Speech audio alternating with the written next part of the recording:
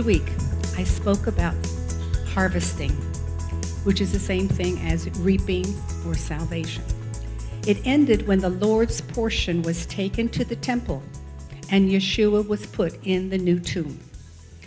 Today, we're going to continue with the second step, which involves threshing the grain, threshing Yeshua, and threshing you. Some of you might recognize the word, I'm going to thrash you. It's a concept very similar to this. The stalks were harvested or reaped, taken to the threshing floor.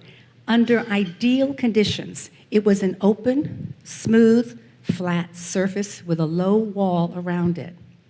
Last year, I was able to go to Bethel, and some of you have been there. And there's actually an existing threshing floor there. I took photos and photos, but you can't grasp what it is because a lot of the outside wall has been broken down. But it was very important for me to be on it.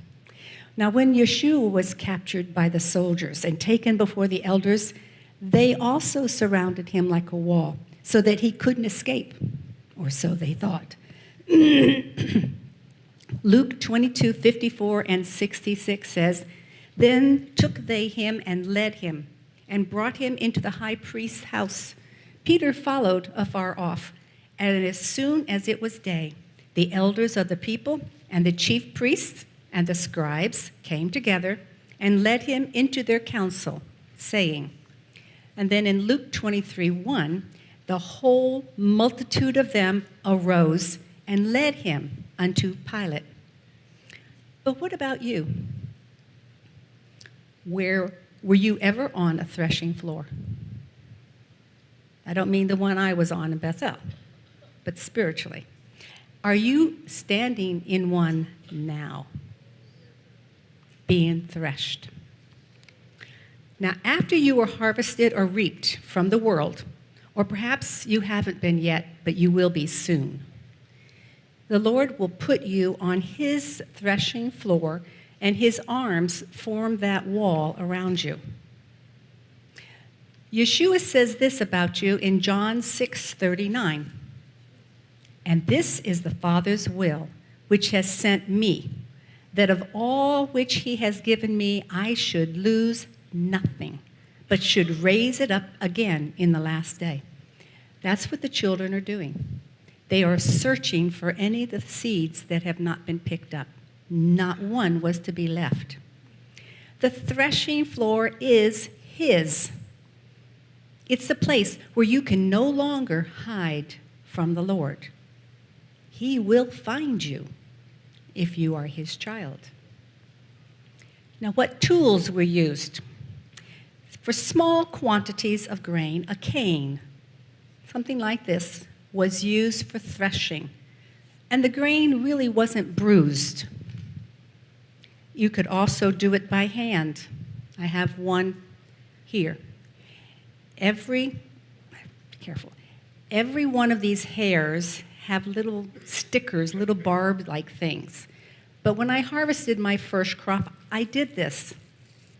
And I harvested, and I picked, and I ended up with tiny little thorns in my fingers. Not the best way to do it, but if you had to do it quietly, of course, it would be a good way, one at a time. The scripture talks about how the disciples were in a field, and they were plucking the grain to eat it. You don't eat this. You have to do it before it gets brown. Otherwise, these things stick in your throat. We have Patty. She can tell you what happens. Do not. Very dangerous. So, if you have a large quantity of grain, you're going to use something like this. It's called a sledge. You see how the pieces of wood are packed together, and then they embedded it with rock. And if they were wealthy, they could use pieces of metal that would be very sharp on the edge. It was usually pulled by an animal over the stalks, or there might be a small child, or me, sitting on the sledge to give it more weight so that it crushed it more, threshed it more. Okay? So what tools are used on you? Does he use that? Does he use this? Does he do it with his fingers? Individually, the Lord is gentle with a person like you. He only uses as much power and force as you need. You. He uses experiences in your life, conflicts, changes, challenges, and on and on and on. But it will not be so gentle in the end days, as you'll find in Isaiah 63:6. He says that he will tread down the people in mine anger, and I will make them drunk in my fury, and I will bring down their strength to the earth. You can find a lot more in Revelation 14 and 16. What tools were used on Yeshua? Look at Matthew 27:26, and it talks about being scourged. Look it up. You don't want that. Mark 14:65, they spit on him and buffeted him. That's not pleasant.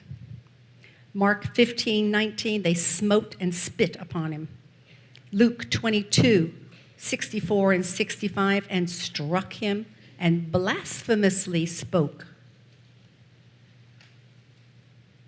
How was the threshing done? Look at Strong's Hebrews 1:758. It means to trample, to break, and to tread down or out. Not comfortable, is it? Yet Webster's has a definition that is a bigger picture. Remember, this is an old Webster. To go over again and again, to rub, to flog, to discuss or argue until the truth or a settlement is reached. Read that. To discuss or argue until the truth or a settlement is reached. Is the Lord doing this with you now, in some part of your life? This is what Yeshua said about truth. It's in John 18:37, part B. No, yes, read it. To this end was I born, and for this cause came I into the world, that I should bear witness unto, there's that word again. That's why you're all here, is because of that one word, truth. Isaiah 52:14 describes what happened to Yeshua's body so that he could bear witness unto the truth. It tells how the Lord was threshed until he was marred more than any man. This is the threshing that we, you and I, deserve. More than any man, threshing. Or it could have been the cat of nine tails. It could be so many things in life. In Leviticus 26:5, we find the first use of threshing. It says, and your threshing shall reach unto the vintage. That's a special word for me. Vintage means grapes, harvesting. Threshing starts with the barley in Aviv, which is the spring, now. It goes into the summer, where the vintage, the grapes are harvested in the late summer and all the way through the fall. But a big surprise came as I looked up more verses, and I found a strange word in one of the margins. All right, but I'm not going to say it yet. First, read the verse. Isaiah 41:15 says, behold, I will make thee a new sharp threshing instrument having teeth. Thou shalt thresh the mountains. I saw a cross-reference to Mark 1:17 in thy knave's study Bible, and I read it, and thresh wasn't in the cross-reference. I was looking for the word thresh. Instead, it said agency. That puzzled me. What does that have to do with threshing? Well, because agency is not in the King James, it's not in the Strong's, so I had to go to Wilson's book. It's not in there, but it is in my 1940 Webster Dictionary. I need my caners to come up, please. Children. Agency means the instrumentality and exerting power. And there are many examples and references in the Bible which use the concept of agency, but the word agency is not there. Stand up on there. Spread out. You're too close. Spread out. Spread. Some over here. Boys over here. There you go. Thank you. Everybody's okay? Good. 2 Samuel 7:14 says, the rod of man. Did I skip something? Is that slide 11? Okay, thank you. The concept, yes. Okay, agency can be for punishment. Hit it hard, boys. Hit it hard, hard. Down here, hard. Not up here, the carpet. Hard. Come on, hard. On the carpet. Carpet. Hard, I can't hear it. Hard, come on. Hard, beat it. Okay, all right, that's punishment. And it can also be for blessing. Now, softly, softly. There you go. Hebrews 12:6, for whom the Lord loveth, he chasteneth and scourgeth. Softly.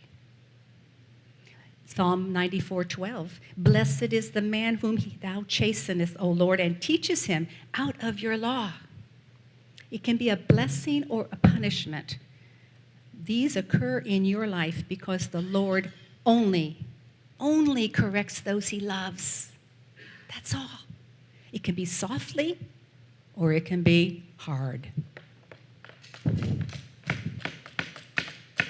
And then there's Leviticus 26:3-5. It says, if and then the rain increases, and the fruit, and the threshing, and the vintage, and the sowing time, and they dwell in your land safely. All of these things are blessings, huge blessings. Look at Joel 2:25. Restore the years that the locust hath eaten, the cankerworm, and the caterpillar, and the palmerworm, my great army, which I sent among you. Who sent the army? The Lord. That can be the agency in your life that you're bothered about, that you're dealing with right now. Thank you. Thank you. Give them all to Christian. You can give them to me, okay? You can take this one too. Thank you. It isn't loud. Ooh. All right. You keep them, and I'll get them from you in a minute. Okay. Now we got to go back to Mark 1:17, where the concept of agency, instrumentality, exerting power, or threshing is found in the act of salvation, which is the greatest blessing of all. You're threshed. Power. Mark 1:17 talks about the fishers of men. Matthew 5:13-16, you are the salt of the light of the world. Luke 1:17, turn the hearts of the fathers to the children to make ready a people prepared. These are all related and all called agency. So I ask you, do your blessings overflow? Do they go from the vintage in the fall all the way through to the reaping and sowing? Do they go from vintage to vintage, or do they just cover the spring? Where's your blessings? Look at yours. Think about it. Do your trials end with a blessing? Trials, trouble, do they end with a blessing? If they're from the Lord, there will be a blessing. All right? Are you an agency for the salvation of others? Is he using you to harvest, to bring in the fishers of men? Are you being used? sharing the gospel. It's a kind of agency. So how has the threshing floor been used beside threshing? Genesis 50:10, that is where they mourned. In Ruth 3, Boaz and Ruth were on a threshing floor, and there was a marriage. 2 Samuel 6 and 7, and then later in 1 Chronicles 13, 9 and 10. And there he died by the ark of God. We heard that this morning. While David set up an altar on the wheat threshing floor, he bought it back in 2 Samuel 24, 18 through 24, and 1 Chronicles 21, 18 through 28. They bought it. It belongs to God's children. From these, we see that the threshing floor was a special place to prepare grain, mourning when there's a death there. In fact, at Bethel, there is a burial site very close to the threshing floor. There's a cave, a marriage, and an altar for the Lord. It is a special place in the Lord's heart where many great things begin to take shape in you. Be aware of the examples of the Lord's agency as you study in the Bible. You will find many things that will change in your life. You're not going to find the word agency. It's the exerting of power, instrumentality. Now we'll conclude. If you were harvested and had salvation, did you slip out of the Lord's arms and just lie in that field so that Ruth could come along and reap you? Remember, that's what she did. She gathered the grain that had not been picked up, that was just left on the field. Is that what happened to you? Maybe you never reached God's threshing floor. You're just, I'm saved. This is the grain that the poor and the stranger get. Do you want to be picked up by the stranger? Do you want to hang around with your old friends and their old ways? Are you revisiting the places and the actions that you enjoyed before you were harvested and saved? Remember, only you have chosen to return to your old haunts and ways. You can't blame the Lord. He will let you do what you want to do. Don't blame him if you go back. Do you have 1 foot in the world and 1 foot in the Lord's kingdom? That's a big deception. The Lord only allows you to be fully in the world or fully in his. You can be neither. You cannot walk in both and still be in God's kingdom. Have you been rubbed apart from your past associates and actions by the Lord's threshing? Have you been threshed unto the Lord's truth?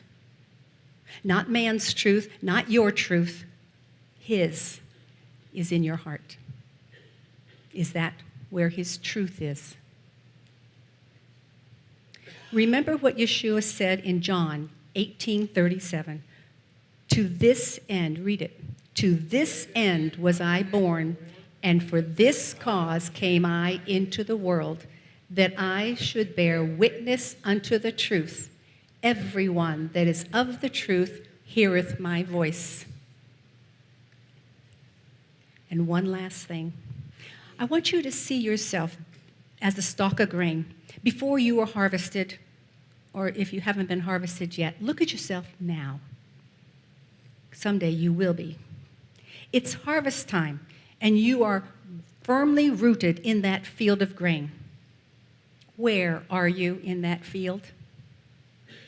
Are you being battered by the winds or the insects of life on the outer edge of that field? Or are you growing strong and healthy in the interior of the field, far from the world? And it's not just the young people, but we have older people here who are standing on the edge, not fully committed. Look, here comes the Ruach. He's going to select, harvest, bind, and take you to the Lord's threshing floor.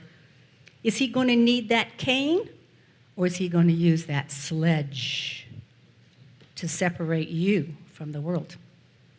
Will you struggle and run away from the Lord before you experience his threshing? Are you going to say, it's too hard to walk that narrow path, to walk the way the Torah says? I don't want to leave my old friends. I don't want to stop going there and doing that. Are you going to wait until another harvest time so that you can linger and play in the world? Maybe you want the Lord to use that heavy sledge on you later, at the end of time. Your end of time will be when you're dying, and you don't know when that's going to be. Don't wait. Don't deceive yourself any longer. Trust the Lord to use whatever he needs to use for your best interest, so his plans will come to pass during this time of this low valley testimony. It's a low time when you're being threshed. This really is all about truth. The Lord's truth has to be in you.